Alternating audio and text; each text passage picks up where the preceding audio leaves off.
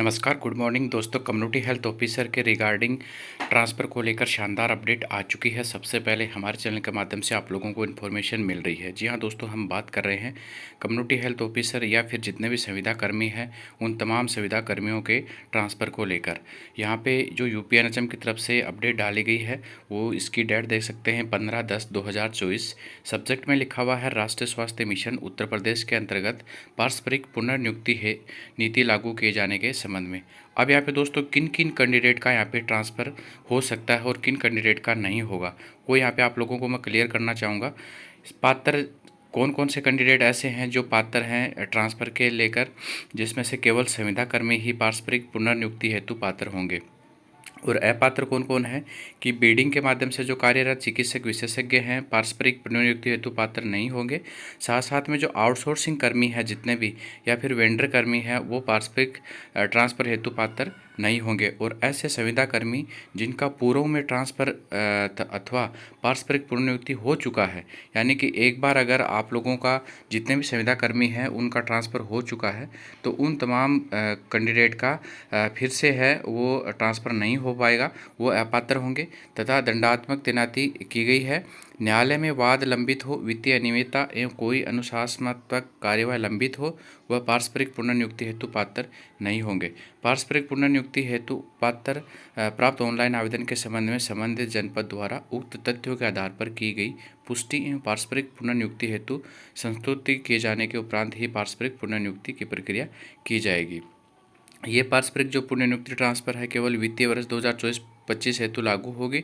और पारस्परिक पुनर्नियुक्ति हेतु ऑनलाइन आवेदन है वो 5/11/2024 से लेके 30/11/2024 तक स्वीकार किए जाएंगे। तो इस पीरियड के दौरान आप लोगों को है वो ट्रांसफ़र को जो आवेदन है वो कर देना है ऑनलाइन माध्यम से। पारस्परिक जो ट्रांसफ़र है केवल समान कार्य के समान पद के कर्मियों पर ही मान्य होगा। केवल ऑनलाइन आवेदन ही स्वीकार होंगे, अन्य माध्यम से प्राप्त आवेदनों पर विचार नहीं किया जाएगा। संबंधित संविदा कर्मी का अंतिम जो मानदेय है प्रोटेक्शन पे के साथ पारस्परिक पुनर्नियुक्ति की जाएगी, अर्थात नवीन तैनाती स्थल पर पूर्व में निर्गत अंतिम मानदेय के साथ तैनाती दी जाएगी। तो ये यहाँ पे थोड़ा सा पॉइंट है वो हटके है।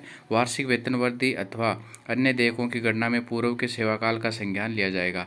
पॉइंट नंबर 5 में क्या दोस्तों कि संबंधित संविदा कर्मी का जो अंतिम मानदेय है के साथ पारस्परिक पुनर्नियुक्ति की जाएगी, अर्थात जो नवीन तैनाती स्थल पर पूर्व में निर्गत अंतिम मानदेय के साथ तैनाती दी जाएगी। यानी कि अगर आपका ट्रांसफ़र होता है तो जो पुराने वाले आपका सेंटर पे जहाँ पे जितना सैलरी है वो आपको मानदेय दिया जाएगा। और नवीन तैनाती स्थल पर संबंधित कर्मी की जो एक्सपीरियंस लॉयल्टी बोनस की गणना में पूर्व के सेवाकाल का संज्ञान लिया जाएगा, अर्थात यदि किसी संविदा कर्मी को 4 वर्ष का सेवाकाल पूर्ण किए जाने के उपरांत पारस्परिक पुनर्नियुक्ति की जाती है तो ऐसे संविदा कर्मी को नवीन तैनाती स्थल पर 1 वर्ष की सेवाकाल पूर्ण किए जाने के उपरांत 5 वर्ष की एक्सपीरियंस लॉयल्टी बोनस देय होगा।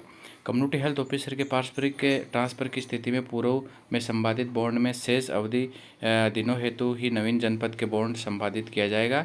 पारस्परिक पुनर्नियुक्ति पत्र जारी होने के 15 कार्य दिवसों के अंदर संबंधित संविदा कर्मी कार्य मुक्त होकर नए जनपद पर योगदान आख्या देना अनिवार्य होगा, अन्यथा की दिशा में पारस्परिक पुनर्नियुक्ति स्वतः समाप्त हो जाएगा एवं अनुशासनात्मक कार्यवाही करते हेतु संविदा समाप्त कर दी जाएगी। इस प्रकार से दोस्तों ये कुछ पॉइंट हैं जो आप लोग आसान से रीड कर सकते हैं। जो जानकारी थी वो आप लोगों को चैनल के माध्यम से मैंने दे दी है। वीडियो को ज़्यादा से ज़्यादा लाइक कीजिएगा, शेयर कीजिएगा। चैनल को अभी तक सब्सक्राइब नहीं किया है तो ऐसे ही मोर अपडेट्स के लिए आप हमारे चैनल को सब्सक्राइब कर सकते हैं। धन्यवाद।